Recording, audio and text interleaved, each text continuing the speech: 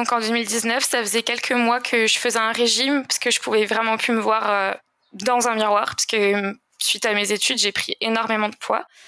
Sauf que c'était très compliqué de me contraindre dans la nutrition en fait parce que j'adore manger, j'adore passer des moments à table, j'adore prendre des repas en famille, etc.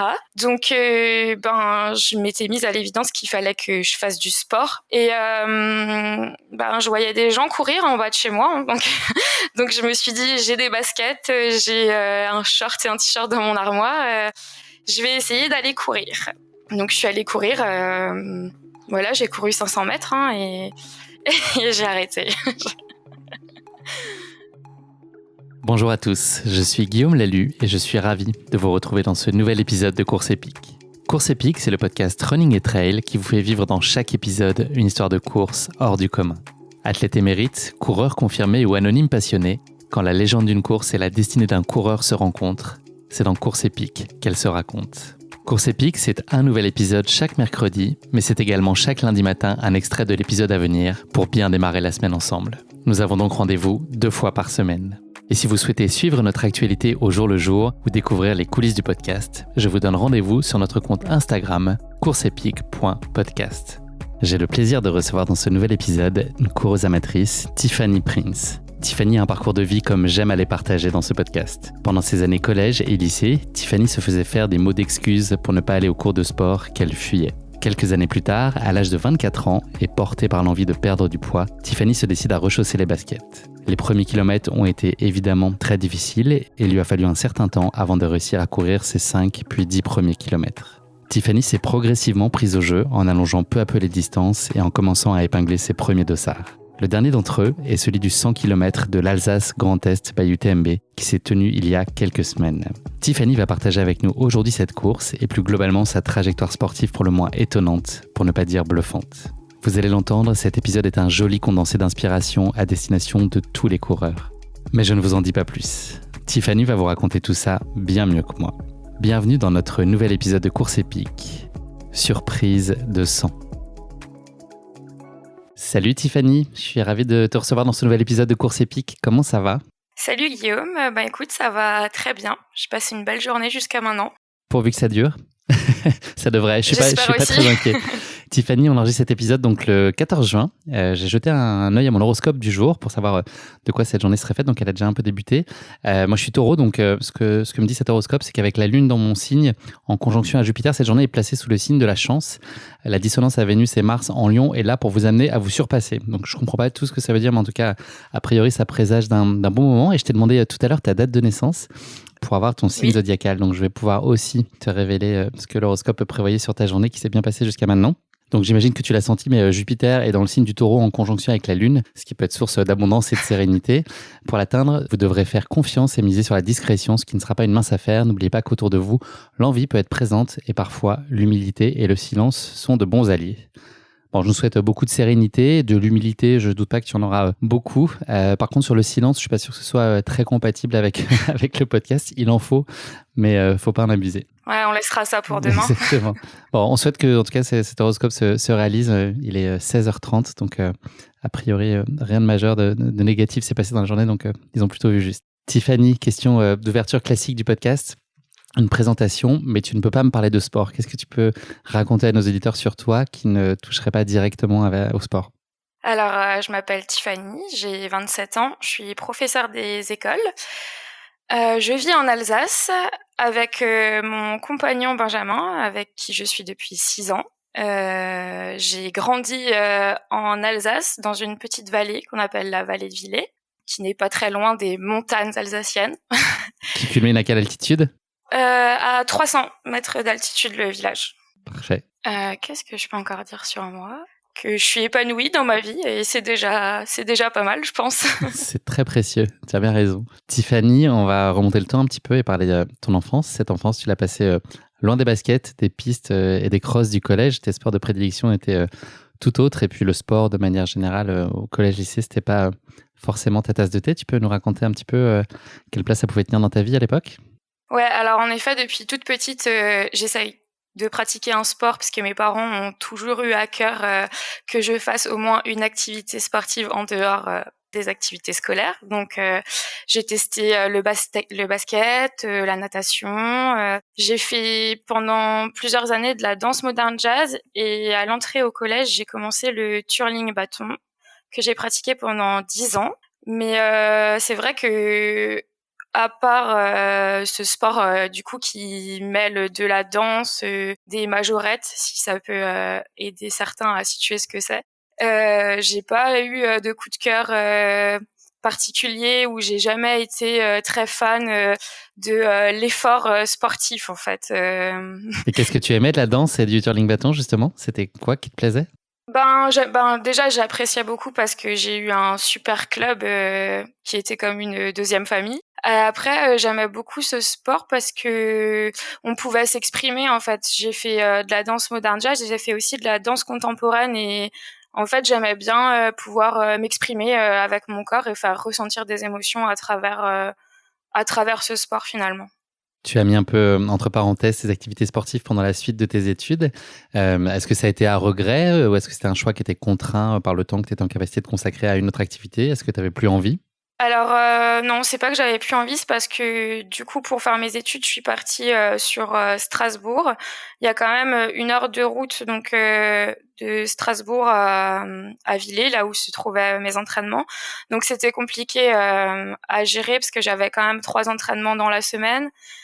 Donc les trajets étaient très compliqués et à côté de ça, mes études m'ont pris beaucoup de temps donc j'ai préféré me consacrer à ça. C'était plutôt ouais sous la contrainte du coup et dès que je pouvais retourner au club, je retournais au club, j'allais voir les filles en compétition, si je pouvais venir participer à un entraînement, je venais participer à un entraînement. Je suis toujours restée très très proche du club et du sport en tout cas. Donc c'est la dimension sociale aussi, c'était un moyen de garder ce lien-là au sport de façon indirecte. Oui, en plus 10 ans avec elle, forcément ça a créé des liens. Tu as commencé la course à pied il y a très peu de temps, il y a 4 ans, en 2019. Est-ce que tu peux nous expliquer ce qui s'est passé ce matin où tu as décidé de chausser des baskets pour la première fois véritablement de façon volontaire pour faire de la course à pied? C'était quoi le cheminement? Est-ce que c'est quelque chose qui a grandi progressivement? Est-ce qu'il y a vraiment eu une espèce de flash et un élément déclencheur très soudain? Ou est-ce que petit à petit, tu as senti monter en toi cette envie de tester ou de te lancer sur la course à pied et puis nous dire peut-être pourquoi tu as fait le choix de ce sport-là en particulier? Donc en 2019, ça faisait quelques mois que je faisais un régime parce que je pouvais vraiment plus me voir dans un miroir parce que suite à mes études, j'ai pris énormément de poids. Sauf que c'était très compliqué de me contraindre dans la nutrition en fait parce que j'adore manger, j'adore passer des moments à table, j'adore prendre des repas en famille, etc. Donc je m'étais mise à l'évidence qu'il fallait que je fasse du sport et que j'étais déjà un petit peu vieille quand même pour aller dans un club de danse, enfin pour reprendre en tout cas l'activité que je faisais avant, c'était un peu compliqué parce que j'avais perdu énormément notamment au niveau de la souplesse, j'avais plus pratiqué les mouvements depuis longtemps donc ça me paraissait impossible de revenir au niveau auquel j'étais avant donc j'avais vite oublié cette idée et je voyais des gens courir en bas de chez moi donc donc je me suis dit j'ai des baskets, j'ai un short et un t-shirt dans mon armoire, je vais essayer d'aller courir. Donc je suis allée courir, voilà, j'ai couru 500 mètres et j'ai arrêté. Le souffle quoi. Et c'était en le faisant, tu sentais que c'était une contrainte, tu le faisais parce qu'il fallait ou il y avait quand même une part de plaisir pressenti, en tout cas de trouver de la satisfaction et peut-être même de la considération pour toi-même de te lancer justement, de te reprendre en main en réenclenchant une dynamique sportive? Alors je savais déjà avant de partir que je n'aimais pas la course à pied. Donc j'y allais pas contrainte et forcée, forcément. Je savais que j'y allais pour moi. Donc je m'étais mise en tête que je devais le faire et que je pouvais le faire surtout. Et que à partir de ce jour-là, je lâcherais plus et que j'arriverais au bout de ce que j'ai envie d'arriver. Mais du coup là, l'objectif était faire régulièrement une activité sportive pour perdre du poids et maintenir ensuite mon poids et me sentir bien dans mon corps. Au bout de combien de temps tu as entrevu les premiers bénéfices? Est-ce que ça a été très rapide ou est-ce qu'il y a quand même une période un peu fastidieuse de mise en route et peut-être même de doute ou de déception, avoir le sentiment de ne pas y arriver comme tu l'espérais? Au bout de combien de temps tu as commencé à trouver finalement des petites récompenses à cette démarche-là? Ben, je dirais que ça a mis quand même un certain temps à ce que j'apprécie en tout cas courir. Après, je me suis rendu compte rapidement, je pense qu'au bout de 3-4 semaines, ben, je me suis rendu compte que finalement on pouvait progresser vite au début en course à pied, en tout cas au niveau du souffle, au niveau de la longueur de course. Enfin, je voyais que chaque semaine j'arrivais à courir de plus en plus loin sur le parcours. J'allais toujours au même endroit et j'essayais à chaque fois d'aller à l'arbre suivant, puis à l'arbre suivant. Cette démarche-là, tu l'as entreprise pour toi, mais ton copain dont tu nous as parlé tout à l'heure était aussi dans cette idée-là. Est-ce que tu penses que ça a pu contribuer à aussi trouver de la motivation, le fait d'être à deux? Ou alors, je ne sais pas si vous couriez ensemble, mais en tout cas, vous étiez dans une dynamique de pratiquer la course chacun. Alors, ben, Benjamin pratiquait pas du tout la course non plus, et quand j'ai commencé à m'y mettre, bah, les moments où il voyait que j'étais pas très motivée, du coup, il me disait: «Bon allez, allez viens, je viens avec toi». Alors c'était une source de motivation parce que oui, c'est quand j'avais pas envie d'y aller, qu'il vienne avec, ben ça faisait du bien d'être à 2. Mais c'était parfois, une source de dispute aussi parce que parce qu'il a toujours eu plus de facilité que moi et que lui a toujours, réussi à faire, du sport, un peu en aisance. Donc forcément, c'était difficile pour moi de le voir courir en discutant tranquillement alors que moi, j'étais au bout de ma vie, quoi. Donc, tu l'engueulais un peu d'être aussi facile. Ouais, un peu, un peu. La suite logique, en tout cas, celle qui a été la tienne dans la construction et puis dans cette avancée dans la course à pied, ça a été un moment le premier dossard. Ça a été ton premier 10 km qui était à Célestat, fin 2019. Quel souvenir tu en gardes? Et puis, qu'est-ce qu'elle a changé cette course? Ça a été quoi la différence, l'avant-après, la d'épingler un dossard? Qu'est-ce que ça a changé dans ta vie? Le souvenir que j'en garde, alors, c'est que c'était vraiment difficile. J'étais très heureuse d'y aller. Dans le sas de départ, je me souviens que je regardais tout le monde et je me disais: «Oh, mais je vais terminer dernière de cette course, c'est vraiment pas possible. Ils sont tous super bien équipés, super bien faits et tout. Moi, je suis là, j'arriverai à rien». Ce Donc qui n'était pas Benjamin un est venu frein pour avec. toi sur l'inscription, justement, d'avoir cette idée en tête que tu as ressentie là sur la ligne de départ, ce que tu décris, ça a aucun moment été un frein pour sauter le pas de la course, enfin de l'inscription, en tout cas, de te dire peut-être que je serai en queue de peloton, mais ça n'a jamais été une pensée limitante pour toi? Non, non, en fait, ça m'était un peu égal. Puis Benjamin était venu avec moi, du coup, et je lui avais dit que si j'étais dernière, il pouvait quand même me laisser passer pour Un gentleman. pour arriver avant-dernière. Non, non, j'avais même pas pensé en fait au fait que oui, je pouvais être en queue de peloton, ou c'était vraiment mon objectif, c'était d'y aller et de réussir à courir les 10 kilomètres. Après, j'étais quand même très très stressée parce que je me souviens que le vendredi soir, donc le vendredi avant la course, je lui avais dit: «Ah mais en fait, j'ai jamais fait de 10 kilomètres, il faut qu'on aille essayer». Et lui, il me disait: «Mais non, on peut pas courir 10 kilomètres 2 jours avant la course, personne ne fait ça». Et moi, ben, bornée était dessus, je lui ai dit: «Si, si, on doit aller essayer». Donc, le vendredi soir, on est allé courir 10 kilomètres pour me prouver que j'y arrive. Donc, petite anecdote de ma première course. Et donc, tu n'as rien senti, tu n'as pas eu de conséquences sur la course en elle-même, tu n'as pas regretté? Non, non, non, j'ai pas regretté. J'ai fait à peu près la même chose le dimanche, donc j'étais plutôt contente. Je me souviens que c'était difficile, mais j'en garde un super bon souvenir. En plus, il y avait plein de gens en ville, du coup, ben, qu'on connaissait puisqu'on habite Célestat, et ouais, c'était super sympa. À l'arrivée, on a rencontré des gens de la ville aussi qu'on connaît, donc on a pu discuter et tout. Puis on était tout fiers, donc après, on est allé manger un brunch, tout content d'avoir couru nos premiers 10 kilomètres. Et tu étais déjà en train de penser au prochain dossard? Non, pas du tout.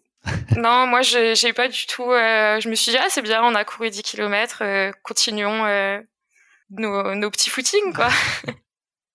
Est-ce que tu peux nous raconter ensuite comment s'est développé plus particulièrement l'appel du trail? Parce qu'il y a une petite lassitude de ta part sur la course en ville. Comment est-ce qu'elle est née, cette envie? Et voilà, comment tu as découvert tes premiers sentiers, puis ce que ça t'a procuré, en tout cas, ce contact à la nature, basket au pied?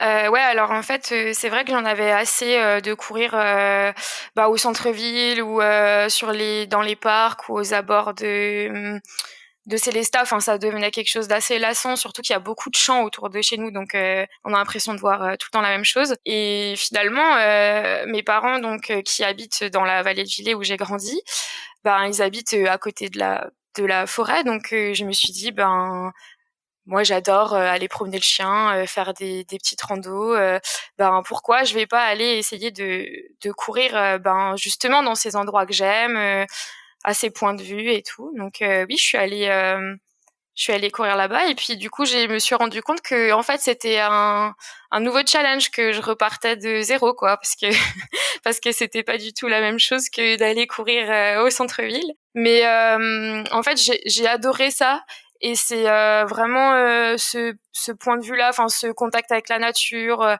le fait que quand on arrive en haut, il y a un paysage, un peu un sentiment plus de liberté, parce qu'en ville, je peux me sentir parfois un peu oppressée en fait. Il y a une course, si on avance encore un peu dans le temps, qui a particulièrement piqué ta curiosité ensuite, avec cette conviction tout de suite qu'un jour tu en prendrais le départ. Qu'est-ce qui t'a interpellé et donné tant envie de te frotter à la doyenne qui est la Saint-Élion? Alors, j'ai découvert la Saint-Élion à la fin de mon premier trail en discutant avec un couple de copains et qui me disaient: «Oh nous, dans 2 semaines, on va faire la Saint-Élion». Moi, la Sainté quoi? Je connaissais pas du tout. Ils nous ont donc expliqué le principe de la Saint-Élion et en rentrant le soir, j'ai regardé plein de vidéos et tout et en fait, je suivais déjà sur les réseaux Sissi Cusso et donc j'ai regardé un peu de plus près ces vidéos par rapport à la Saint-Élion et tout et je me suis dit: «Waouh, mais ça doit être vraiment génial» parce que en plus de courir, en fait, c'est toi et ton mental et tu es vraiment seul face à toi-même parce que là, il y a rien à voir. En tout cas, enfin, c'est pas joli, quoi. Donc, tu peux pas te rassurer dans le sens où bon, allez, au moins je le fais pour ça, parce que finalement, tu le feras que pour toi-même et c'est que toi et ton mental en fait en tête à tête pour réussir à terminer cette course. Donc, j'ai dit à Ben que oui, un jour, j'arriverai à faire cette course et que c'était un de mes rêves. Il y a eu un certain nombre de courses entre-temps, jusqu'à ce que tu prennes le départ de la Saint-Élion. Est-ce que je me trompe, par exemple, que tu as eu assez vite des projets finalement sportifs ambitieux et puis toujours d'avancer tes pions d'un cran pour aller chercher des distances de plus en plus longues? Est-ce qu'il y avait une part de, le mot est peut-être maladroit, mais d'inconscience, ou en tout cas, est-ce que tu mesurais un peu l'ampleur des défis dans lesquels tu allais te lancer et puis tu les as fait quand même à une échelle relativement rapide? Est-ce que tu te rendais compte un peu de tout ça, ou là, quand on te parle d'un 78 km comme à la Saint-Élion, ça te paraît par défaut, sans avoir trop creusé, accessible, envisageable, il reste juste à mettre en place ce qu'il faut derrière comme préparation, mais est-ce que ça peut t'effrayer, ou est-ce que finalement tu as un peu cette part de folie où tu te lances dans le projet à l'instinct? Alors, je suis très terre à terre comme personne, donc à partir du moment où là, il y a 4 ans, j'avais vu la Saint-Élion, enfin, quand je disais que c'était un rêve, pour moi, ça paraissait vraiment inaccessible à la personne que j'étais. Donc après, j'ai avancé très rapidement. Enfin, j'ai fait un trail de 11 kilomètres, puis après, j'ai directement fait 30 kilomètres. Mais c'était les 30 kilomètres les pires de ma vie parce que j'ai bien compris avec du recul que j'étais pas du tout prête à faire cette distance. Mais pourtant, c'était horrible, mais pourtant, celui d'après, ça allait être un 50, quoi. Donc, donc terre à terre, mais un peu quand même, oui, dans la folie de me dire, j'ai envie de le faire, je vais le faire. Après, j'ai toujours été entourée de personnes qui avaient déjà fait le trail ou la distance, en tout cas, que j'allais faire, qui me connaissaient particulièrement bien et qui pouvaient me dire, oui, tu peux y arriver ou non, tu as encore besoin de temps. Donc j'ai essayé quand même de faire step by step et les choses dans l'ordre et en cohérence, quoi. Il y a eu ensuite une période qui a été assez malheureuse pour le globe dans sa globalité, pour le coup, qui a été la période du Covid, qui était peut-être le moment où toi, justement, tu commençais à prendre un peu ton envol dans la relation à la course à pied et tes projets. Comment est-ce que tu as vécu cette espèce de coup d'arrêt? Est-ce que ça a été compliqué pour toi de devoir mettre un peu tous tes projets éventuels de course à ce moment-là en berne? Comment est-ce que tu as réussi à garder quand même une routine sportive? Est-ce que tu as réussi à le faire à ce moment-là, au moment où peut-être la motivation décroche un peu? Alors, bah, par rapport aux courses, ça me déprimait pas spécialement parce que finalement, moi, j'avais fait 2 courses et les dossards, c'était vraiment pas quelque chose d'important à l'époque pour mes yeux. C'était plus justement la période où je savais que à ce moment-là, je commençais à avoir besoin de faire du sport pour me sentir bien et surtout pour ne pas en faire pâtir à tout mon entourage. donc, donc c'est plutôt ce côté-là qui allait être difficile, surtout qu'on était 2 dans un appartement et à être à 2 à avoir besoin de faire du sport. Donc il fallait en effet qu'on trouve une solution pour ne pas s'entretuer. Mais non, on l'a très Vous bien avez vécu. trouvé visiblement.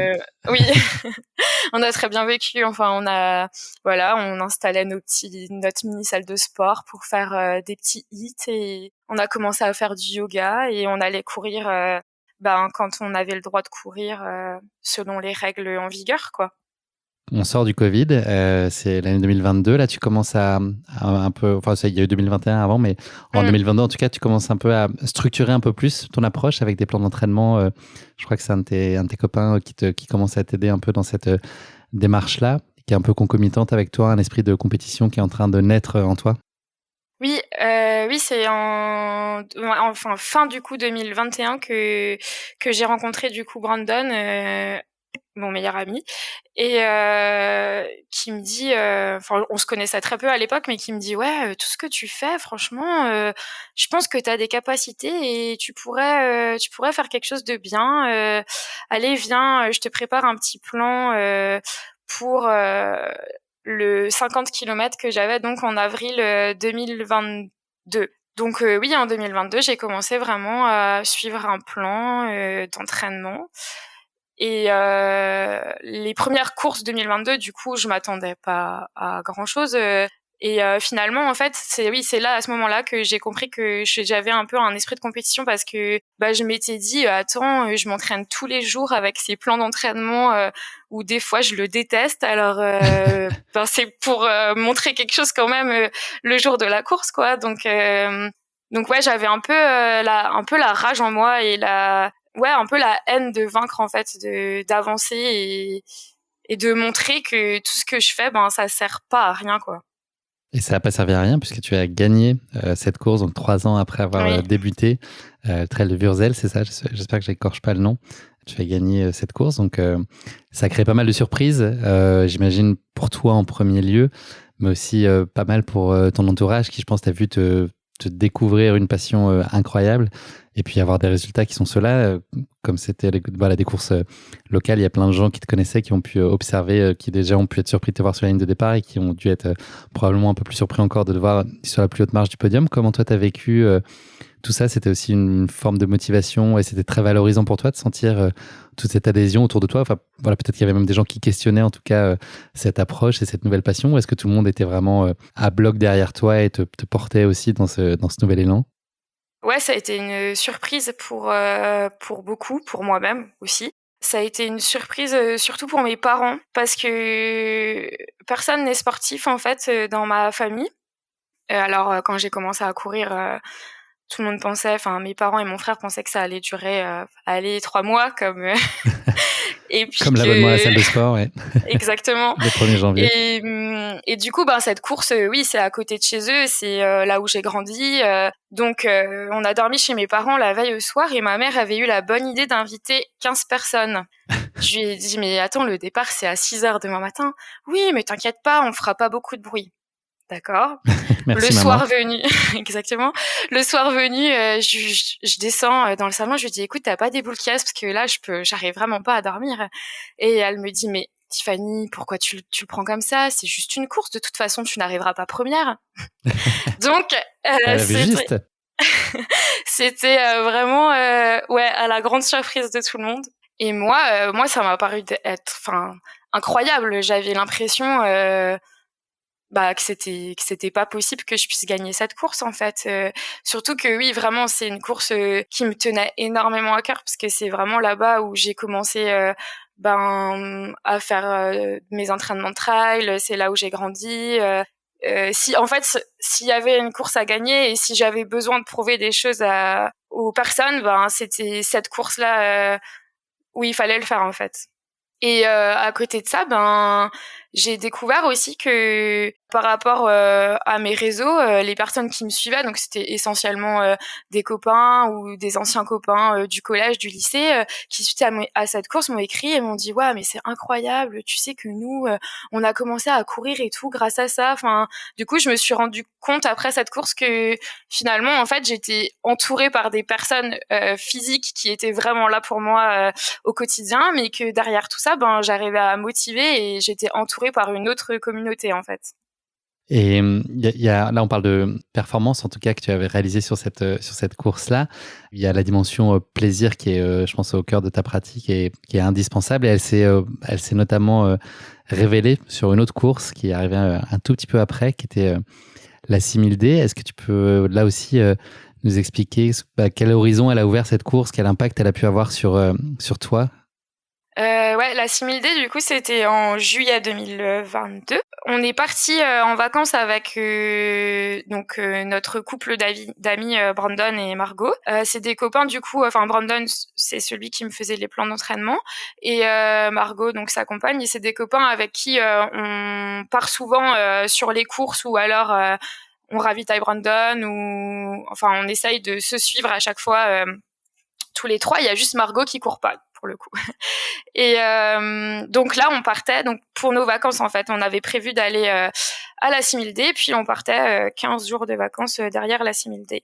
Donc déjà, ça pouvait être que de bon augure puisqu'on allait passer des vacances entre copains. Et arrivé à la Plagne déjà.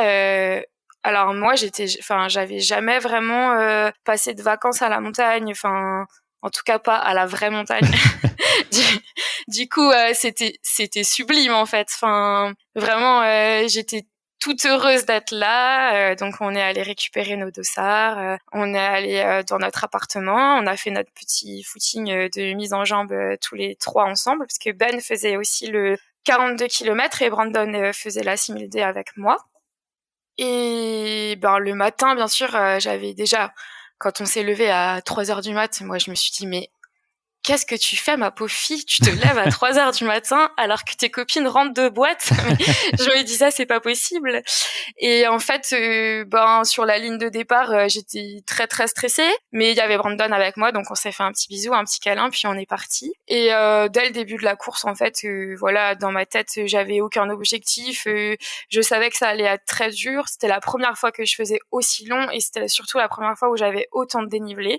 Donc voilà, je suis partie tranquillement, j'ai pris mon petit rythme et là en fait je m'émerveillais devant chaque chose, enfin le lever du soleil, les personnes qui étaient là pour nous encourager, mais en fait déjà à 5h du matin, la montée dans la piste de bobsleigh, enfin c'était dingue en fait. Et vraiment dans la montée, c'était une des montées près du glacier, je me disais mais en fait c'est ici que t'es le plus heureuse. Enfin, c'était vraiment là dans ma tête, c'était clair que c'était devenu une vraie passion pour moi, que je pouvais pas dénigrer ça quoi. Que c'était en arrivant, je leur ai dit franchement merci de m'avoir emmenée ici, c'était le plus beau jour de ma vie. T'as pas regretté de pas être allé en boîte la veille? Non, pas du tout. Tu pourrais essayer d'enchaîner les deux, mais c'est plus périlleux en tout cas. Ouais. Dernière course, on va boucler la boucle sur voilà, ce petit aperçu de ton avancée, ta progression et finalement dans cette passion qui s'est marquée de plus en plus au fil des années pour la course à pied. On va revenir à Saint-Élion, qui était en novembre 2022, il y a quelques mois. Est-ce qu'elle a été à la hauteur de tes attentes quand on a un rendez-vous qui est aussi cher et qu'on attend aussi longtemps? Il y a forcément plus un potentiel d'être déçu un peu plus grand. Comment est-ce que toi tu l'as vécu? Est-ce que ça a été à la hauteur de ce que tu t'en faisais comme image? Ben ouais, complètement, parce que passé la ligne d'arrivée, j'ai dit j'y retournerai plus jamais. Et aujourd'hui, je réfléchis à me réinscrire à la Saint-Élion. Donc, normalement, c'est le lendemain, ça fait ça dès le lendemain, peut-être pas mal de temps.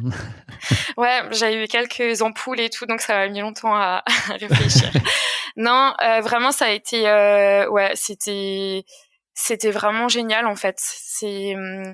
Quand on est arrivé, il faisait beau, il y avait du soleil, donc j'avais un espoir de va-t-on vivre une Saint-Élion historique et il ne pleuvra pas. Et en fait, ça n'est pas possible. Voilà, à 19h, c'était le déluge et Donc je me suis dit, ben voilà, t'es venu ici pour en fait te prouver à toi-même que t'es capable de faire ça, pour te retrouver avec toi-même. Maintenant, t'y es, il y a plus qu'à y aller. Donc moi, j'avais une boule au ventre de me dire, mais courir seule dans la nuit sous la pluie, enfin. Je me suis demandé pourquoi je m'étais inscrite à ce truc. Surtout que je me suis inscrite le lendemain de ma victoire au Wurzel. Donc, c'était un peu sur un coup de tête. Et finalement, pour moi, c'était grandiose. Quand on est arrivé sur la ligne de départ, j'avais l'impression que j'étais au concert des Rolling Stones. Enfin, j'avais jamais vu autant de monde. C'était dingue. Voilà. Et j'ai eu un début de course très très difficile où j'ai alarmé Brandon et ma mère du coup à 2h du mat en fait, en leur disant que j'allais tout arrêter et que de toute façon j'avais pas de jambes pour avancer.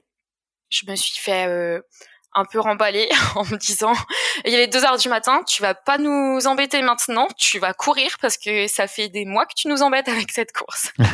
Donc franchement après j'y suis allée, je me suis dit non, t'es pas venu jusqu'ici pour t'arrêter maintenant. T'y vas, t'avances. Finalement après j'ai avancé, j'ai très très bien couru. Ben était sur la course aussi. Et du coup, on courait pas en même temps parce que Ben court plus vite que moi. Mais On il est devenu essayait de plus intime. Il m'appeler. s'appelait Benjamin au début de l'épisode. Là, il Ouais. s'appelle Ben maintenant. On va C'est la l'appeler même Ben, c'est plus personne. court. Ouais. Et il m'appelait du coup à chaque fois qu'il arrivait à un ravitaillement pour savoir si j'allais bien, si j'avais pas trop ralenti, si tout allait bien et tout. Et un peu avant la fin, il m'appelle au ravitaillement, il me dit je vais pas bien du tout, j'ai très très mal au genou, je vais t'attendre et on va terminer ensemble. On a eu un peu un couac pour se retrouver, mais on a finalement terminé la course ensemble. Alors quand je suis arrivée vers lui, je pensais pas qu'il avait autant mal et autant de mal à avancer. Donc à un bout d'un moment, j'ai pensé le laisser seul parce que j'avais envie de terminer dans le chrono que je m'étais fixé et je savais que c'était possible.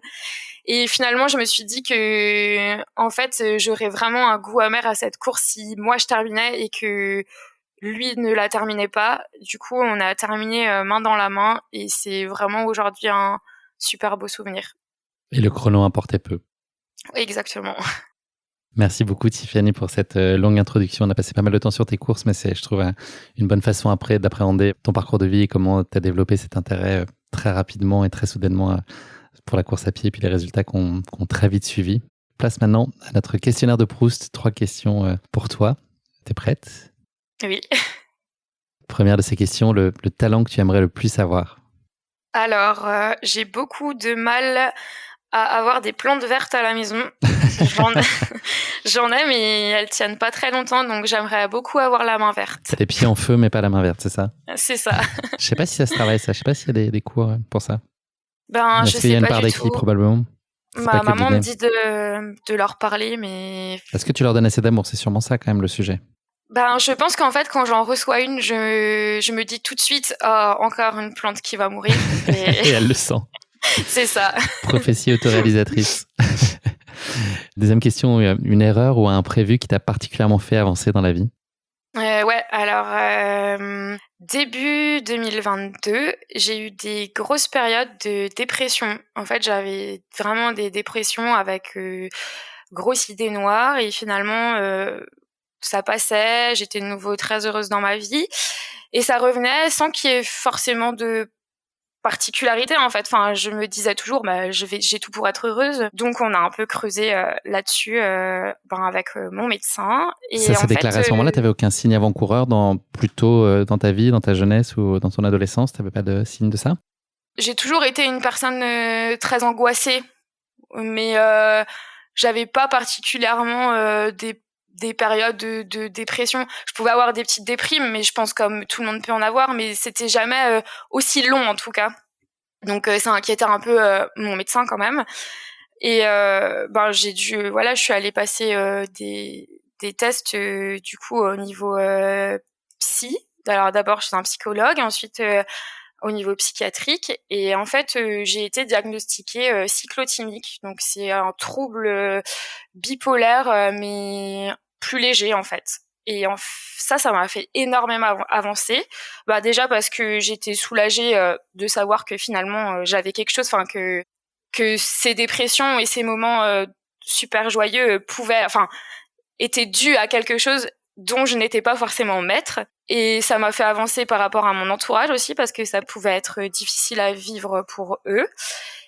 Et ça m'a fait avancer moi, parce que en fait j'ai appris à voir la vie totalement différemment, à faire des choses pour moi, à m'occuper plus de moi en fait, et vraiment à lâcher prise en fait, à vraiment découvrir le plaisir, l'épanouissement, et arrêter de me forcer à faire des choses où j'ai vraiment appris à lâcher prise, même sur tout mon quotidien en fait, parce que je peux être une personne très carrée ou qui Dans a le besoin contrôle. d'organisation, alors que là vraiment ça m'a servi à me dire vis ta vie en fait, profite de chaque moment quoi. Et c'est des cycles qui sont assez longs, là, quand tu as des ups et des downs, on parle d'heures, on parle de jours, de semaines, c'est quoi le type de cycle que tu peux connaître? Et est-ce que c'est à quelle régularité ça se produit? Ouais, alors la bipolarité, c'est des cycles longs, et justement la cyclothymie, c'est des cycles assez courts, donc ça peut être entre une journée, et moi j'ai vécu maximum 3 semaines. Mais il n'y a pas forcément de régularité dans les cycles. On peut juste un peu prévoir les choses en se disant justement, quand on a vécu des choses hyper heureuses ou qui ont demandé beaucoup d'émotions ou beaucoup de contrôle, etc., je peux m'attendre à avoir un moment un peu down après. Là, tu nous as parlé de la façon dont toi, tu avais un peu revu ton appréciation de la façon dont tu devais gérer les choses et te mettre un peu plus au centre de l'équation aussi, mieux t'écouter. Est-ce que tu penses que d'une certaine façon, le sport aussi a pu contribuer aussi à t'apporter une forme d'équilibre?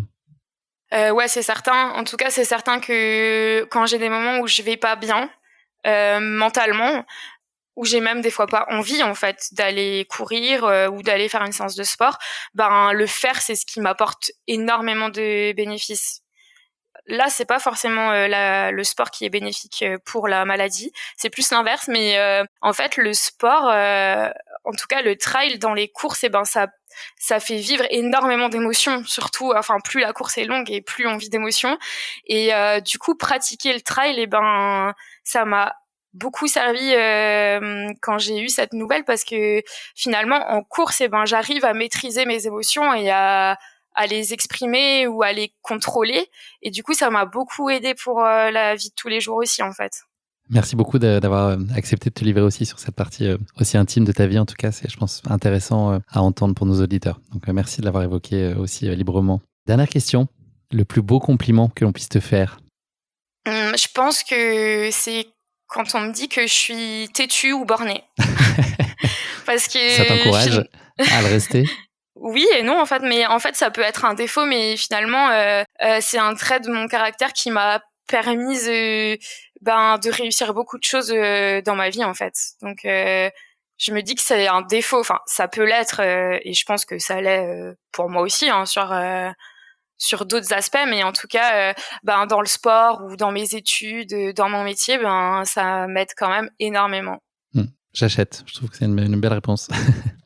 Moi, je suis taureau, tu vois, je suis têtu puisque j'ai vraiment très très envie de parler d'horoscope et de signes zodiacal aujourd'hui. Je vois bien ce dont tu parles. On va parler de ta course épique maintenant, Tiffany. Merci pour ce questionnaire de Proust. Je vais donc planter le décor de ce Trail Alsace Grand Est by UTMB. Du 18 au 21 mai dernier, près de 5000 passionnés ont afflué du monde entier pour prendre le départ de l'une des courses du Trail Alsace Grand Est by UTMB, dont c'était cette année la première édition. Cette course est le 5e événement du circuit UTMB World Series qui se déroule sur le sol français.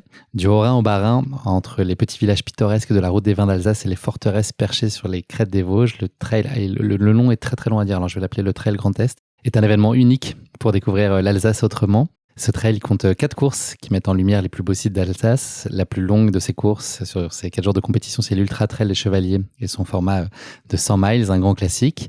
L'Ultra Trail des Païens, qui va nous intéresser plus particulièrement aujourd'hui, puisque c'est la course à laquelle toi tu as pris part, Tiffany, est longue de 109 km pour 3809 mètres de dénivelé positif, c'est très précis.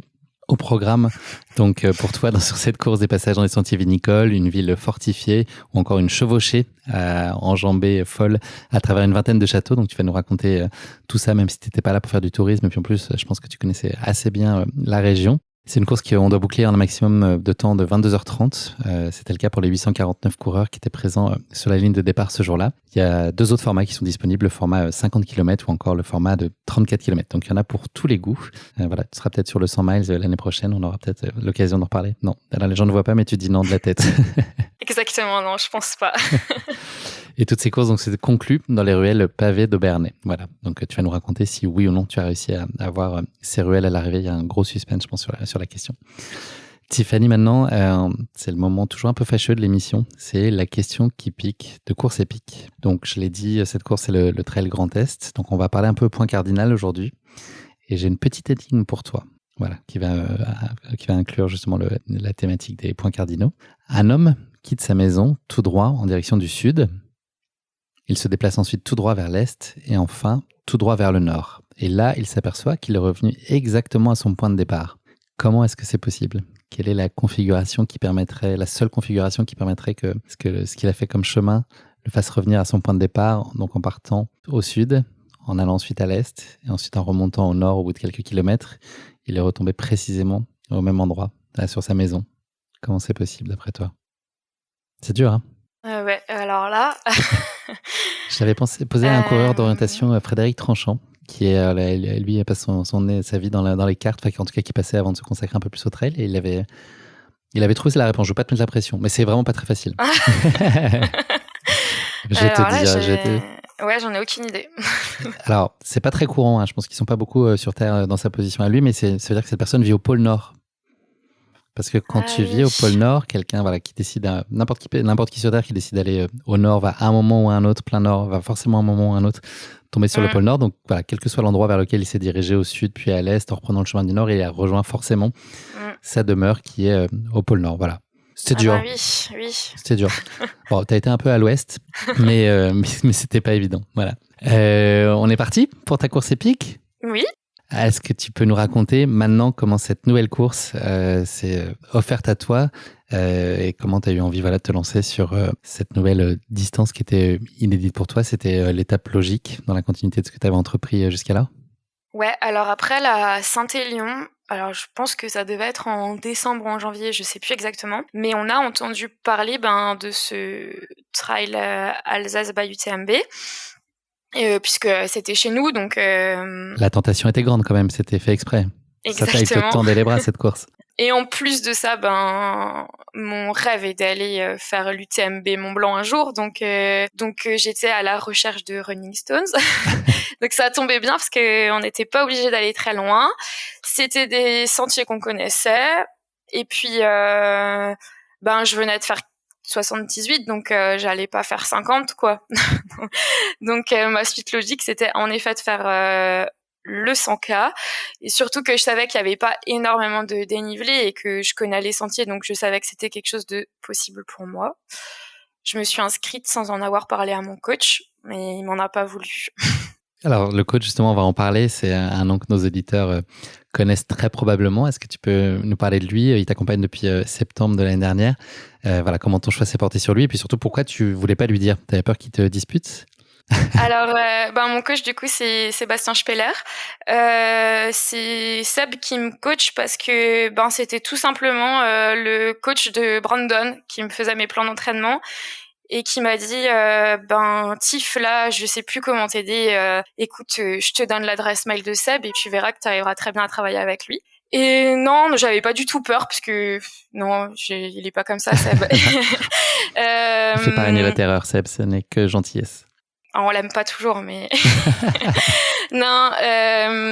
En fait, c'est juste que je savais qu'il y avait pas beaucoup que les places étaient limitées et qu'il fallait très vite se décider. Donc, je me suis inscrite en me disant que dans tous les cas, c'était que 30 km de plus que la Saint-Élion et pas beaucoup de dénivelé de plus, donc je pouvais le faire. Et surtout que j'avais le temps de le préparer, en fait. Je m'inscrivais en décembre, la course était fin mai, je savais que j'avais le temps de le faire, quoi. Donc, qu'est-ce qui a été différent sur cette prépa par rapport à ce que tu avais pu faire jusqu'à maintenant et le fait que ce soit encadré cette fois-là par Seb, qu'est-ce qui a été différent ?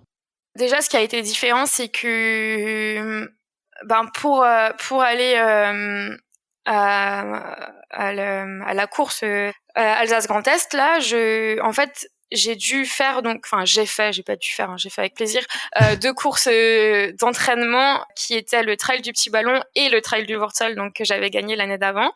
Sur ces 2 courses d'entraînement, en fait, je savais que je pouvais être placée en tête de course. Et ça, c'était différent par rapport aux autres années parce qu'en fait, avant, je savais pas que je pouvais être devant.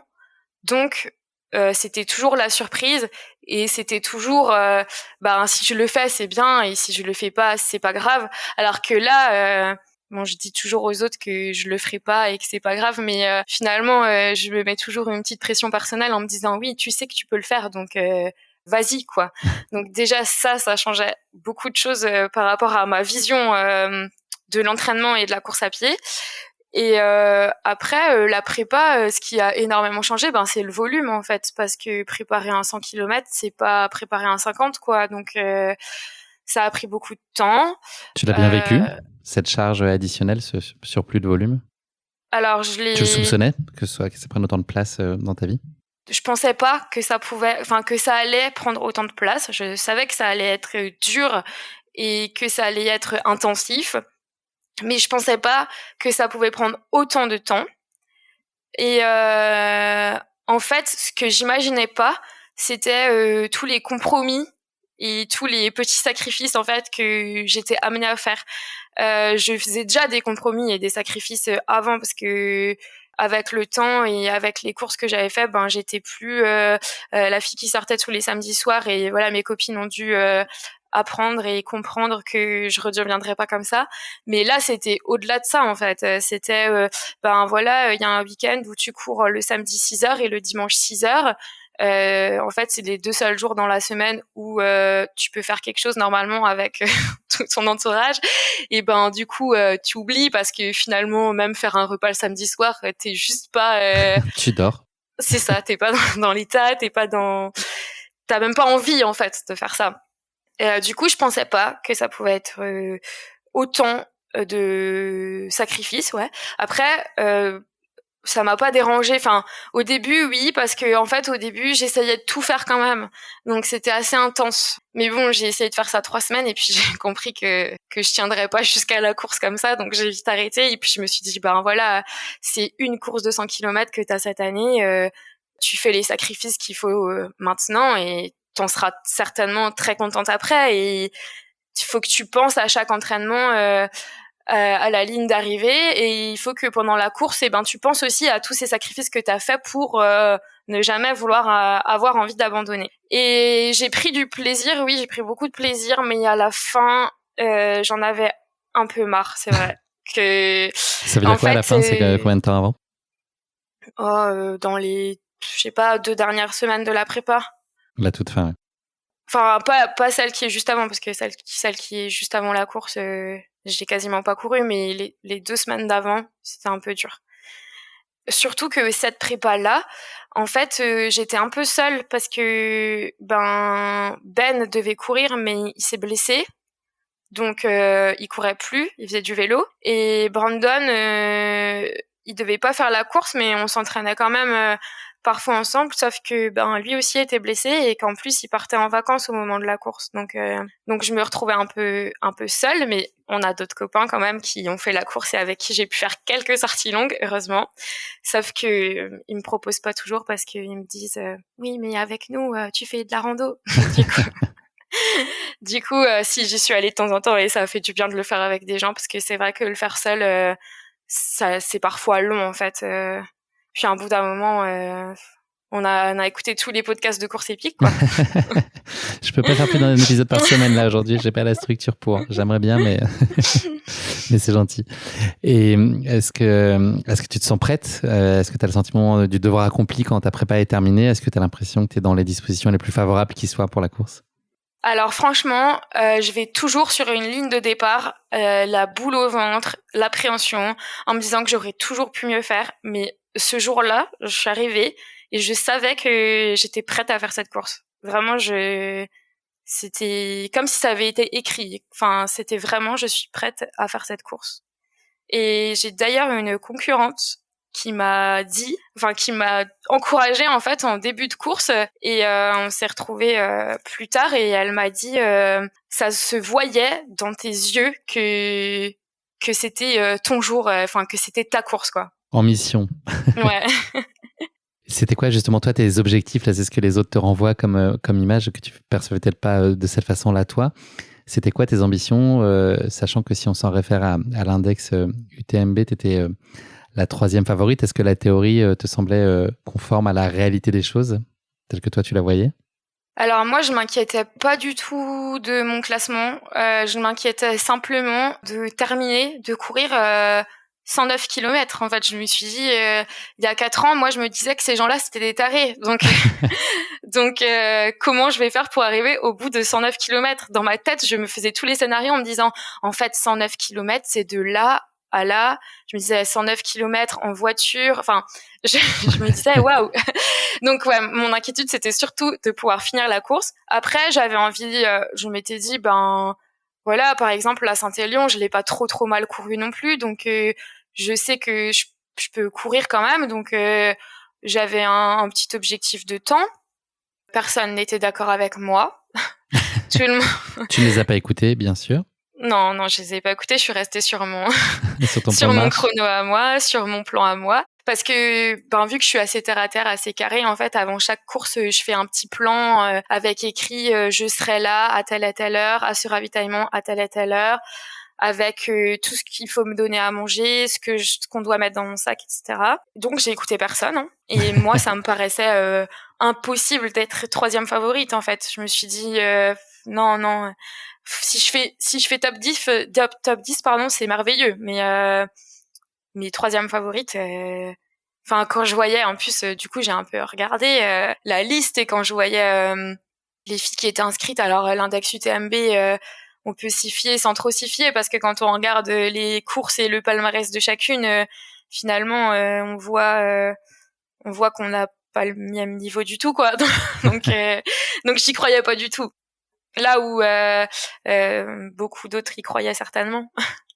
On fait un micro saut dans le temps. On est le vendredi 20 mai 2023. C'est le grand jour. Comment est-ce que tu te sens? Donc là, t'as la boule au ventre, mais est-ce que tu as une part d'excitation aussi de te dire que tu vas vivre forcément une expérience très nouvelle pour toi et le fait d'être à domicile avec quand même des têtes connues que tu vas croiser au fil du parcours, ça te met dans des dispositions très favorables malgré une espèce de pression que tu peux ressentir? Ouais, alors j'ai peur au point de me dire vivement demain matin, comme ça sera terminé. Okay. Et d'un autre côté, je suis hyper excitée, hyper contente en fait. Je me dis là je vais prendre le départ et je vais courir mais chez moi en fait, c'est génial. Cet événement, il a tellement c'est un gros événement qu'il y a chez nous, donc c'est génial en fait. Je me dis on peut enfin vivre un événement de trail comme ça et de cet augure-là à la maison quoi. Donc c'est vraiment génial. Enfin le début du parcours, je sais que c'est chez moi, c'est trop bien quoi. J'ai peur et je suis super excitée quand même. Et j'ai un petit coup de pression parce que en plus le speaker il m'annonce au micro, donc les petits coups de pression et du coup j'ai plein de copains qui faisaient la même course et qui partaient dans le SAS 2 et qui du coup m'ont été là au départ pour m'encourager et tout, donc c'était super chouette. C'était un super beau moment quoi. Comment est-ce que tu abordes les premiers kilomètres de course? L'idée, c'est plutôt d'y aller à la sensation, plutôt s'écouter? Vu que j'ai jamais fait d'ultra, j'ai quand même décidé d'écouter quelques copains qui en avaient fait. Si déjà je les écoute pour rien d'autre, autant prendre leurs bonnes expériences. Je savais que le terrain il allait être roulant parce que c'est assez roulant chez nous, mais que quand il y a une côte, c'est quand même une belle côte quoi. Que finalement le dénivelé il y en a pas tellement, mais qu'il peut venir d'un coup. Donc ma stratégie c'était de courir en aisance et tranquillement sur le plat et que dès qu'il y a une énorme côte, je sors mes bâtons et je marche. Et donc moi je suis partie dans cet esprit-là. Sereine. Ouais.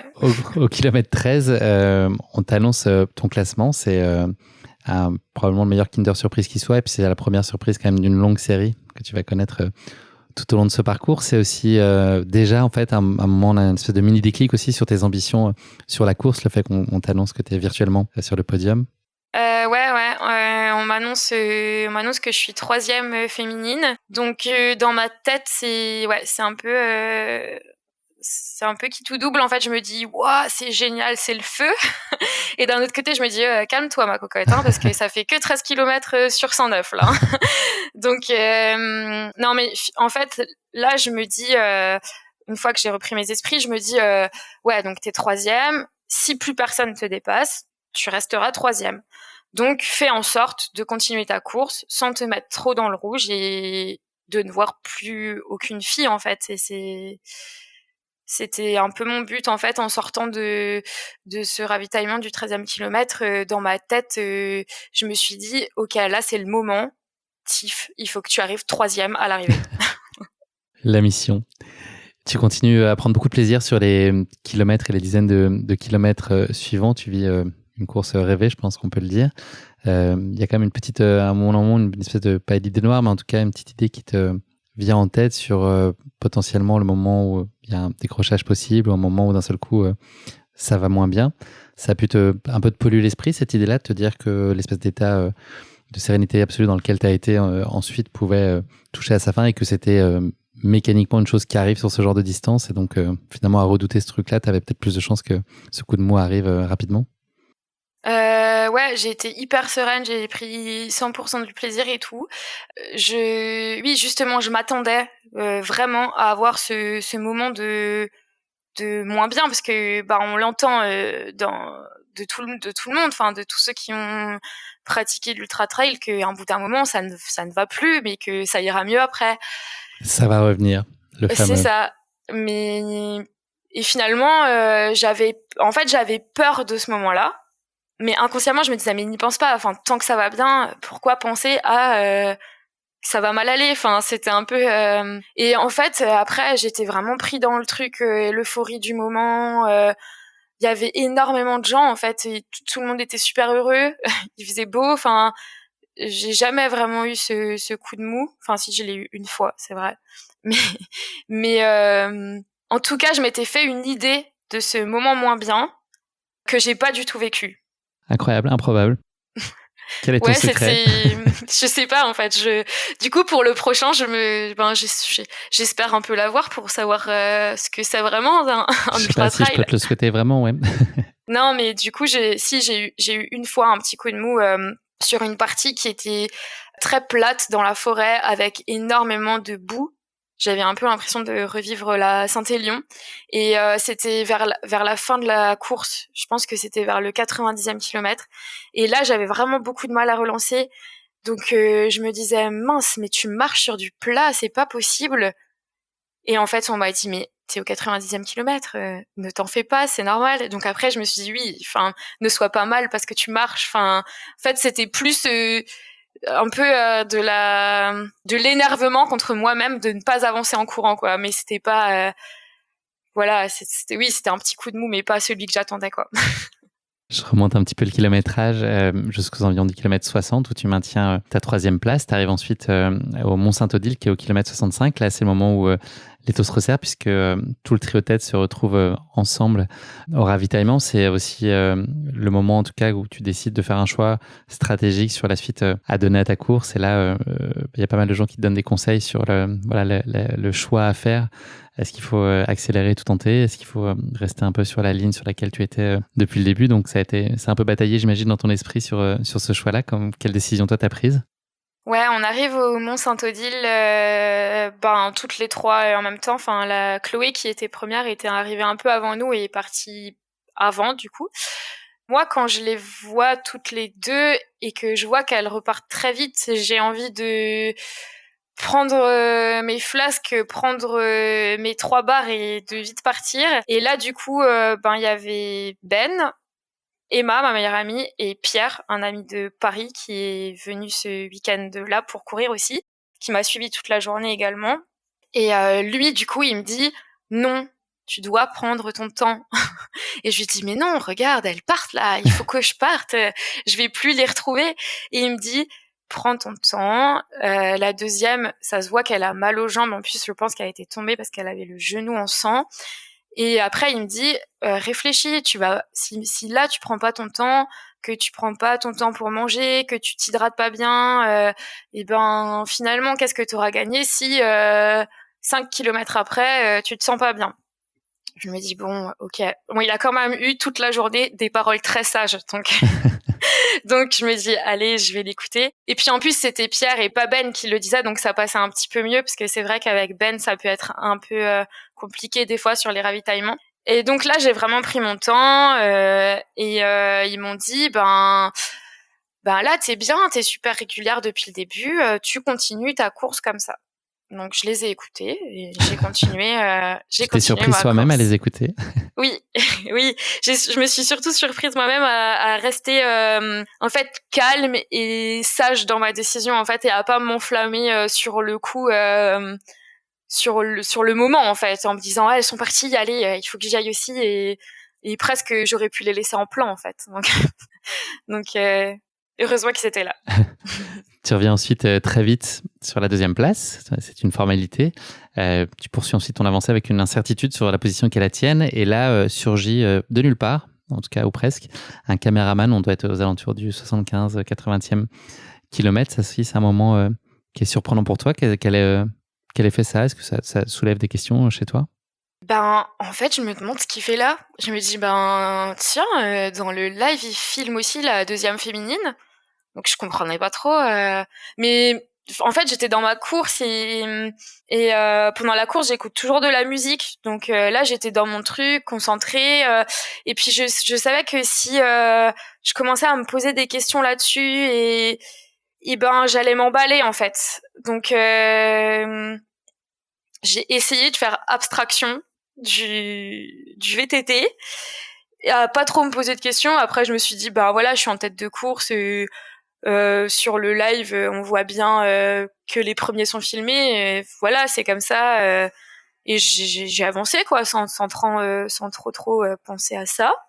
Et en fait, avec du recul, eh ben, je me dis mais en fait, t'es bête. Enfin, c'était logique parce que moi, du coup, pour moi, j'étais deuxième. Enfin, je savais pas. Donc après avoir croisé le VTT, en fait, plus loin, il y avait un croisement de route où justement là, les copains m'attendaient et où je suis passée avec le VTT. Et du coup, Ben me suit quelques mètres en courant et il me dit ouais, j'ai eu Seb au téléphone, il est super content de ce que tu fais et il m'a dit que tu dois pas te laisser emballer par le VTT et tout, tu dois continuer à courir comme ça et si tout va bien, t'envoies bien sur les 15 derniers kilomètres. Alors là, je me dis mais pourquoi Seb a appelé Ben? Enfin, je comprenais pas trop. Mais étant dans mon truc, je lui dis, bah écoute, tu lui diras que je courrais comme je peux sur les 15 derniers kilomètres. Et voilà, après j'ai continué mon petit chemin jusqu'au prochain ravitaillement, à Klingenthal. Là, c'est le ravitaillement du kilomètre 85. Et donc là, il y a une question qui se pose, c'est pas où est Charlie, mais où a disparu Chloé? Oui. Puisque c'est le moment où officiellement tu prends connaissance de ta première place. C'est aussi un moment un peu hors du temps, justement, ce ravito, si je dis pas de bêtises, avec un côté un peu solennel finalement, où il y a personne, enfin c'est très calme quoi, ce qui est pas forcément l'image qu'on peut avoir, en tout cas pour les gens qui sont plus loin dans les pelotons comme moi, des ravitaux, il y a beaucoup d'effervescence et beaucoup de chaleur. Comment est-ce que toi, tu gères à la fois l'annonce de cette nouvelle et puis ce moment un peu particulier qui a peut-être été déstabilisant ou pas, je sais pas. En fait, avant d'arriver à ce ravitaillement, on passe un peu sur un chemin, un peu comme un parcours de santé. Et du coup, il y avait beaucoup de personnes aux abords des chemins et qui m'applaudissent en disant « Ah, ça faisait longtemps qu'on attendait la première féminine et tout ». Donc moi, je me suis dit « Mais ils savent pas compter, ils l'ont pas vu passer ». Et là, Pierre me rejoint 100 mètres avant le ravito et tout. Et il me dit « Ah, t'es première ». Oh mince, je devais pas te le dire. Ah, trop tard. Et du coup, je lui dis mais comment ça, je suis première, elle est où Chloé? En fait, ça m'inquiétait un peu quand même parce que justement, c'est Chloé qui m'avait tapé sur l'épaule au départ pour me dire bonne chance à toi, bonne course et ça m'avait touchée en fait, on avait eu un échange de regards et un échange de sourires qui m'avait touchée donc je me disais mince, elle est où? Enfin, ça m'embêtait en fait pour elle. Et après finalement, je fais mon ravitaillement donc je prends mon temps au ravitaillement et c'est vrai que c'était hors du temps parce que on montait des marches et on arrivait autour d'un étang et il y avait des gens en fait des supporters qui étaient là mais une fois que tout le monde avait applaudi pour me dire bravo et que je suis arrivée donc chez Benjamin et Emma pour prendre le ravitaillement, plus personne ne parlait. Il y avait aucun coureur qui arrivait, il y avait aucun coureur qui partait, donc j'étais vraiment seule sur ce ravitaillement. Et tout le monde me regardait et écoutait tout ce qu'on disait. Et du coup, je me disais, mais c'est quoi cet espace bizarre? Enfin, en plus, il y avait des photographes qui prenaient plein de photos, donc je me disais, mais c'est quoi ce rêve, en fait, de, j'ai l'impression de vivre une grande course. Et ça, tu le vis bien? Parce que là, tu le dis de façon amusée, mais est-ce que sur le coup, ça te perturbe pas? Ou ça te met pas une forme de pression d'un seul coup? Si, en fait, ça m'a mis énormément de pression. En fait, je me disais, waouh, tout le monde me regarde. En fait, là, tout le monde m'attend et là, ils savent tous que je suis première. Enfin, c'est pas justement le trail du village d'à côté où c'est pas grave si quelqu'un te passe devant parce que personne n'a vu que t'étais première à ce ravitaillement-là. Mais non, mais ouais, ça me met un peu la pression. Et en fait, surtout, je vois dans les yeux de Emma, Ben et Pierre qu'il y a énormément d'émotions. Du coup, moi, je commence à avoir les larmes aux yeux. J'ai mes lunettes de soleil, du coup, personne ne le voit. Mais je commence à avoir les larmes aux yeux et je me dis, non, rien n'est joué d'avance. Tu peux pas, justement, maintenant, laisser tes émotions parler pour toi. Il faut encore que tu te contiennes, que tu continues à être concentré et que t'avances, en fait. C'est pas fini, quoi. Donc, c'est là... c'était beau et c'était dur en même temps parce que je savais que tout le monde m'attendait en fait après ce ravitaillement là et quand j'ai vu les émotions qu'ils avaient dans leurs yeux, je savais que je devais terminer première là, enfin que c'était une énorme fierté pour eux là, c'était vraiment ouais, c'était un peu hors du temps, c'était comme une bulle. Il y a ensuite un bon petit morceau, une grosse montée qui s'offre à toi. Est-ce que tu peux nous raconter ce passage-là et la descente qui a suivi, pardon? La montée, Pierre avait couru le 50 km la veille et m'avait dit en sortant du ravitaillement « Oh, tu verras cette montée un peu dure. C'est un passage que tu connais pas, j'ai oublié de le dire, mais tu connaissais l'essentiel du parcours, mais à partir de là, c'était voyage en terre inconnue. C'est à partir de là où j'avais plus fait de recours en me disant « Oh, c'est les derniers kilomètres, ça ira. » je ferai plus cette erreur. Je ferai l'inverse. Plus tard. Et du coup, il me disait, tu verras, il y a des moments ça monte bien, mais il y a des parties où tu peux relancer, où c'est assez roulant. Ouais, du coup, j'ai passé 12 kilomètres à attendre le prochain ravitaillement pour dire à Pierre que je n'ai jamais découvert ces parties roulantes. Parce que je n'arrivais pas du tout à courir dans cette montée. J'étais un peu inquiète parce que en partant du ravitaillement, les garçons m'avaient dit que je devais avoir à peu près 12 minutes d'avance. Donc 12 minutes, il restait encore 30 bornes. Je me dis 12 minutes, c'est facile à reprendre quand même. Il faudrait que j'avance. Donc j'étais inquiète dans la montée. Et là, il y a un coureur avec qui on se croisait souvent. En fait, il partait souvent un peu après moi au ravitaillement. Du coup, il arrivait à chaque fois à me dépasser et tout. Et du coup, je lui dis ah mais là, ça devient vraiment dur et je sais pas si je vais y arriver. Hein. Alors il me dit mais attends, t'as bien avancé. Je dis oui, je suis passée première là. Il me dit mais si, attends, ça fait 90 bornes que tu cours maintenant, c'est normal que t'as un peu mal aux jambes. Hein. Du coup, je me suis dit allez, on a terminé la montée ensemble. Et oui, après il y avait la descente. Alors la descente ça allait, c'était une descente un peu technique, mais ça descendait donc ça allait. Sauf que après c'était une énorme partie de plat avec du macadam puis cette fameuse boue. Et ça c'était vraiment la partie la plus interminable de la course. J'avais l'impression que juste sur cette portion-là, j'avais fait 30 km en fait. C'était long. Et c'était fatigant. Mais je pense que c'était vraiment le moment de la course où j'étais le plus fatiguée, en fait. Et je sais pas, j'ai pas bien vécu ce moment-là de la course, en fait. Mais je saurais pas dire pourquoi maintenant, mais... Ça peut sembler en tout cas logique, effectivement, après tous ces kilomètres derrière toi. Ça peut tomber sous le sens. C'est même étonnant que ça n'arrive pas plus tôt. Avant, ouais. Tu retrouves un peu d'allant ensuite, sur notamment un passage où tu traverses des vignes où là, le plaisir est de retour. Ça y est, c'est revenu. Place ensuite au dernier ravito qui est au kilomètre 99. Là, ça commence à devenir concret. Il y a beaucoup de ferveur. Tu as pas mal de gens qui sont là pour t'accueillir, t'encourager. Enfin, j'imagine à ce moment-là très surprise de ce qui t'attend à ce ravitaillement-là et justement ces encouragements que tu peux recevoir qui te dépassent? Ouais, bon, j'étais super surprise parce que du coup, bon, il y avait mes parents, mais mes parents étaient déjà là une partie de la journée. Enfin, ils s'étaient relayés tous les deux. Bah, il y avait Ben, Emma et Pierre qui étaient restés toute la journée avec moi du coup. Et en fait, j'ai une copine de Strasbourg qui avait prévu un super anniversaire d'une copine le soir d'aller au resto et tout. Et je la vois.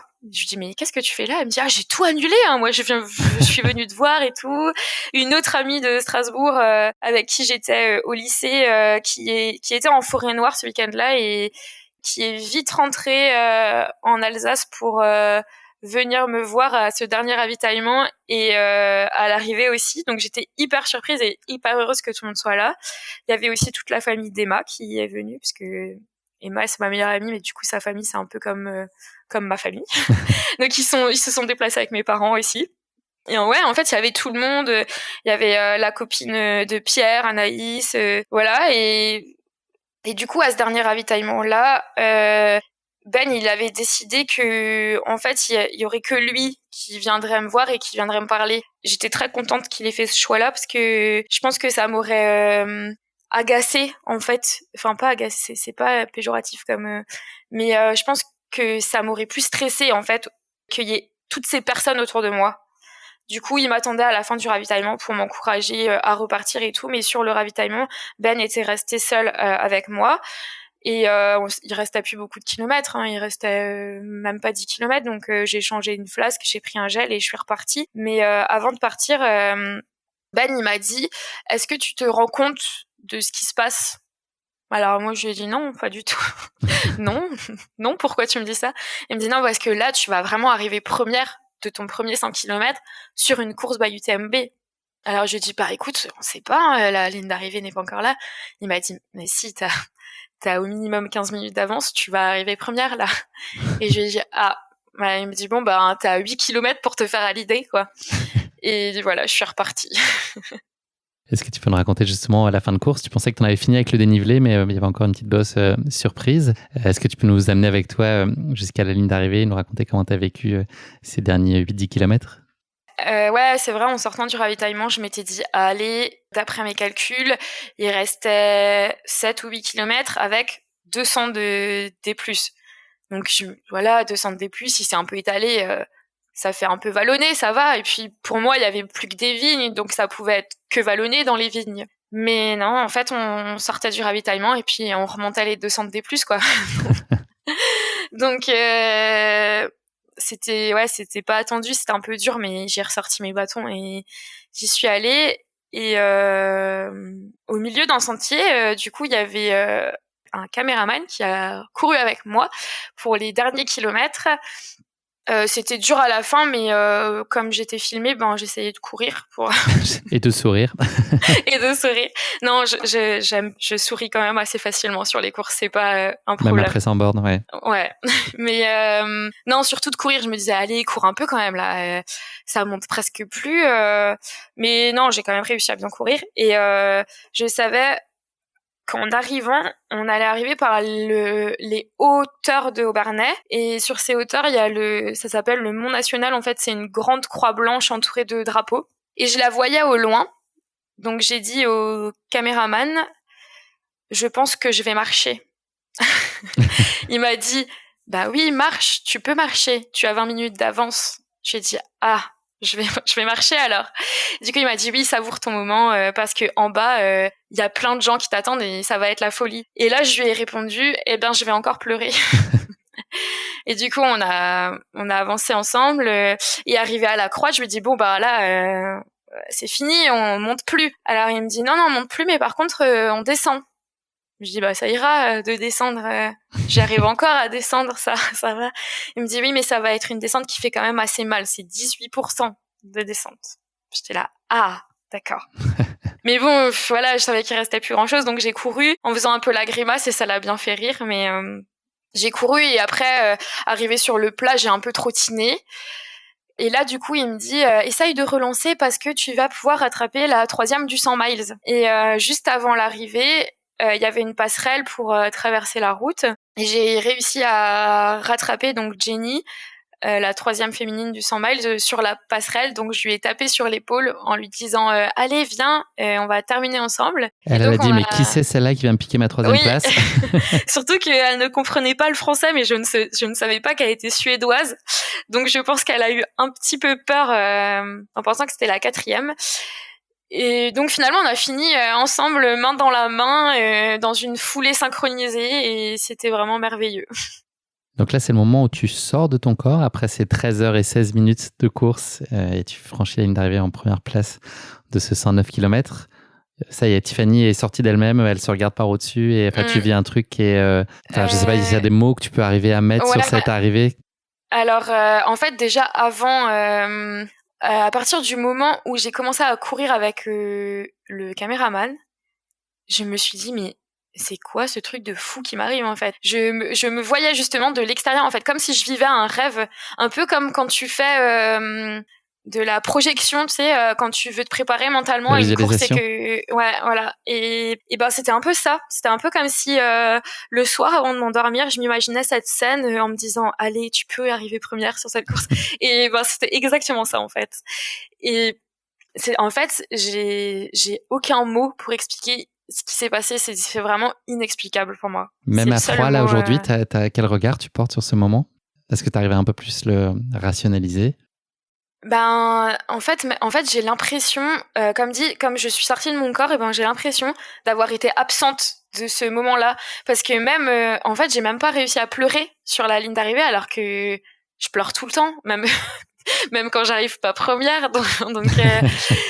Donc c'est vraiment, j'arrive pas vraiment à expliquer ce que j'ai ressenti et ce qui s'est passé, vraiment.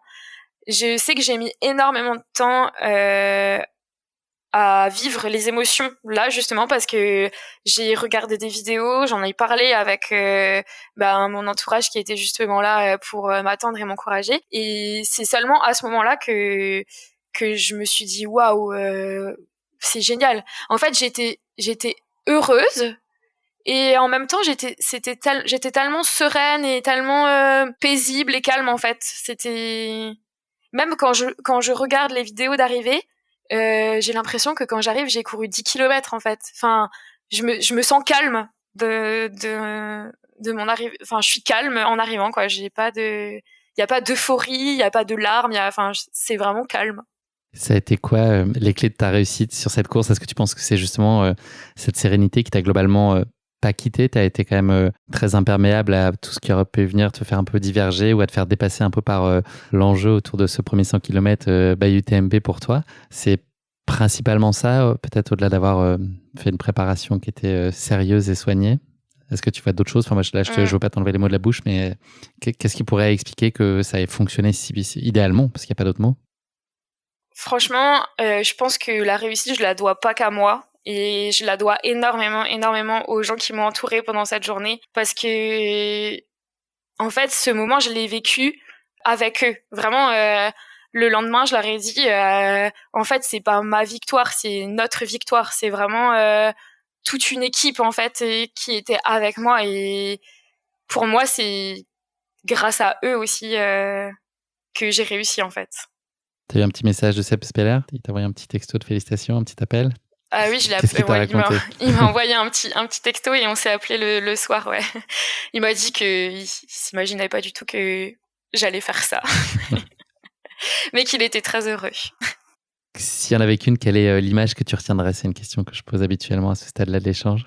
Là, aujourd'hui, l'image qui te vient en premier quand tu y repenses? C'est les larmes de Ben et de Pierre à mon arrivée. Parce que, en fait, si j'ai pleuré à mon arrivée, parce que eux, ils ont pleuré. C'était vraiment à ce moment-là où j'ai été fière de moi, parce que je voyais qu'ils étaient fiers de moi. Enfin, c'était vraiment la fierté. Ils me renvoyaient de la fierté, en fait. Et ça fait du bien. Ouais.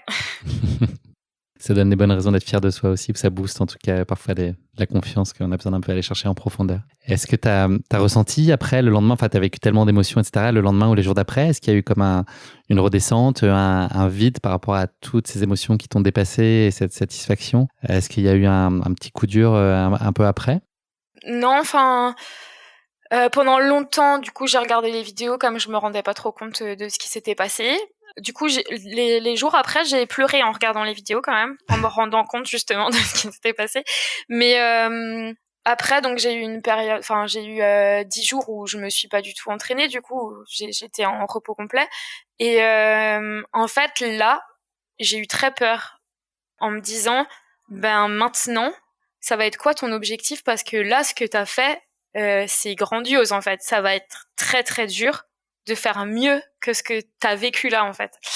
Et du coup, c'était plus la peur du futur en fait. J'ai essayé de me dire, ben ne prends pas cette course comme seule référence parce que tu peux pas vivre ça à chaque fois en fait. Prends-la pour ce qu'elle est, et puis tu verras bien ce que l'avenir te réserve. C'est ça. Je vais juste dézoomer un peu, c'est la dernière question. Là, je sors un petit peu de la course avant qu'on parle de l'avenir. Qu'est-ce que tu pourrais partager à nos auditeurs qui, pour la plupart, tout comme moi, sont des amateurs et qui s'essaient humblement à la course à pied? Quel regard tu portes, toi, sur la progression que tu as eue, sur les paliers que tu as eus dans ton avancée? Ça a été quoi les clés? Est-ce que peut-être les conseils que tu pourrais partager à ton niveau, mais sur toi, en tout cas, ton retour d'expérience sur ton parcours et ton évolution. Voilà, est-ce que tu as des choses à partager qui pourraient servir aux gens, peut-être qui doutent, qui osent pas se lancer, et qui sont justement aujourd'hui dans ce stade où les 2 premiers kilomètres, ils sont compliqués à faire et que c'est une souffrance, qu'il y a du doute. Comment tu accompagnerais, toi, ces gens-là en revenant un peu sur toi, ta propre expérience? Déjà pour moi, j'ai eu une progression et une évolution normale. Enfin, j'ai pas grillé d'étapes et je me suis entraînée comme tout le monde s'entraîne. Je comprends la difficulté de commencer et d'ailleurs Emma, ma copine qui m'a suivie, ben elle a commencé à la course à pied et donc je l'accompagne un peu sur ses entraînements et j'essaye de la motiver. J'ai envie de dire que ce qui est important, c'est la détermination, la régularité et il faut se dire que on peut pas, pour moi en tout cas, on peut pas aimer ce sport tout de suite parce que c'est un sport qui est quand même très difficile. Il peut paraître très ingrat. Enfin, c'est comme quand on était enfant, on n'aimait pas les légumes et en grandissant, on les aime aussi maintenant. Mais c'est un peu comme ça la course à pied en fait. Il faut C'est quel prendre le légume alors temps. la course à pied? Le chou de Bruxelles? Le brocoli? Pour moi, c'est plutôt le chou de Bruxelles. D'accord. Non, mais en fait, il faut se laisser du temps, mais il faut pas baisser les bras, parce que c'est sûr que si au bout de la première séance, on se dit ah, c'est pas fait pour moi, ça marchera pas. Mais il faut pas baisser les bras, faut rester déterminé. Je pense que se fixer un objectif, ça peut aider. Moi, au départ, mon objectif, c'était de réussir de faire le tour du parc qui faisait 5 kilomètres. Donc voilà, chacun a son objectif à son échelle et à son niveau, mais je pense que c'est important. Merci beaucoup. Je pense que c'est un enseignement qui est très précieux pour beaucoup de nos auditeurs. On va parler très brièvement d'avenir. Est-ce que tu peux nous raconter un peu la suite qui est prévue? Alors, il y a une suite qui aurait pu être possible puisque avec cette victoire, tu te retrouvais qualifié pour la CCC pour cet été. Est-ce que c'est le choix que tu as fait? Et puis voilà, en gros, qu'est-ce que tu peux nous raconter sur les prochains objectifs qui t'attendent? Ouais, alors je vais pas aller à la CCC en 2023 parce que j'ai déjà réservé mes vacances et aussi parce que ben c'est une course dont je rêve vraiment et que j'ai envie de la préparer et d'y aller avec tous les bagages nécessaires. Enfin, j'ai pas envie de gâcher cette course et j'ai envie de la vivre presque aussi bien que celle que j'ai vécue en mai. Donc j'ai envie de préparer cette course correctement. Mais du coup, en juillet, j'irai du côté de Courchevel pour la Mila X Trail.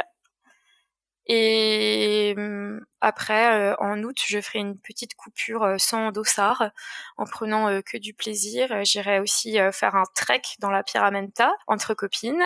Et fin d'année, je vais très certainement faire un trail par chez nous, en Alsace.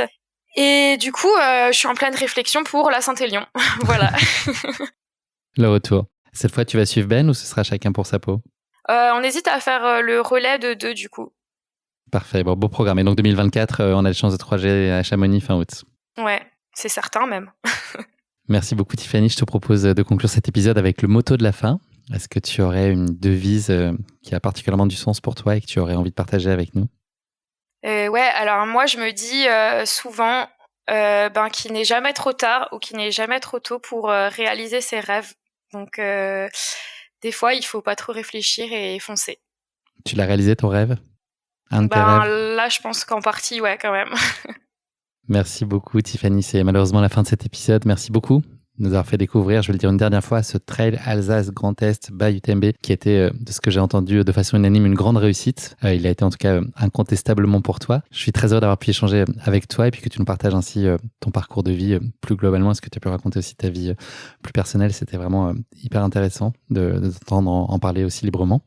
Ton histoire avec la course à pied, en tout cas, c'est une parfaite illustration que tout est possible et que chacun a la capacité de pleinement s'accomplir et de progresser dans le sport, même si rien ne semble l'y prédisposer, plus particulièrement sur le papier. En tout cas, voilà, pour certains, elle peut mener jusqu'aux plus hautes marches du podium, comme ça a été ton cas, mais c'est pas une finalité en soi. En tout cas, voilà, à chacun son Everest et nul doute que tu vas repousser encore les limites du tien, j'en suis convaincu. Je te souhaite beaucoup de bonheur pour la suite de tes aventures. Elles seront belles, à n'en pas douter. Et puis, j'espère qu'on se croisera très bientôt sur les sentiers. Ce sera peut-être dans un sas de départ parce qu'après, j'ai plus aucune chance de te revoir. Tu seras déjà bien loin devant. Mais en tout cas, voilà, j'espère que la vie fera qu'on aura le plaisir de se croiser avec un dossard sur le ventre ou pas. En tout cas, à minima, des baskets aux pieds. Merci beaucoup à toi de m'avoir accueilli. Ça a été un plaisir. À bientôt. À bientôt. Bye bye. Salut. Merci d'avoir écouté cet épisode. Si vous l'avez écouté jusqu'ici, c'est qu'il vous a probablement plu. Alors n'hésitez pas à noter le podcast et rédiger un avis sur votre plateforme d'écoute favorite. C'est essentiel pour soutenir ce travail indépendant. Cela ne vous prendra que quelques secondes et ça change beaucoup de choses pour le podcast. Et pour être sûr de ne manquer aucune course épique à venir, n'oubliez pas de vous abonner sur votre plateforme d'écoute. Merci encore infiniment pour votre soutien, votre fidélité et vos chaleureux messages que je lis et auxquels je réponds avec un immense plaisir. S'il vous plaît, continuez. À très bientôt pour une nouvelle course épique, évidemment.